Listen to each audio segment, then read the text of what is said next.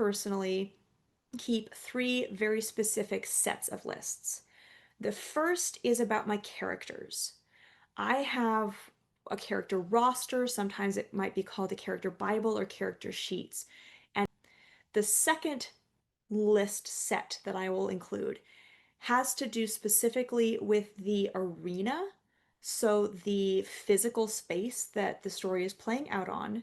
And this might be notes that I collected from researching Stonehenge, or a link to a Pinterest board with pictures of buildings that I want to describe in my writing, stuff like that.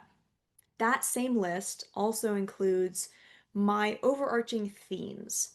So my statements like, I am writing in a modern equivalent Roman themed world. My books are generally this tone, and I want to have this effect on my readers.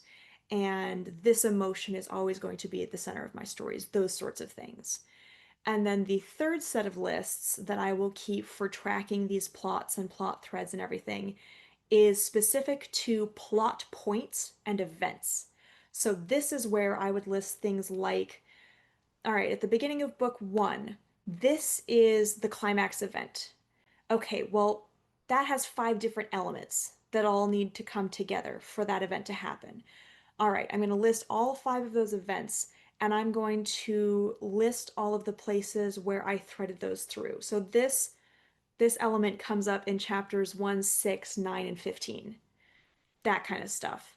So while I'm drafting, I will tweak this. I usually make the list when I'm doing the plotting and the outlining so that I can make sure I'm planning to put these things in.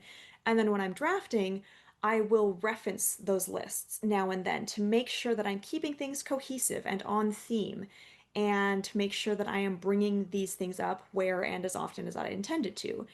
And then during self-editing, I might rearrange or change my mind on things, add, scrap, or reposition elements in those lists.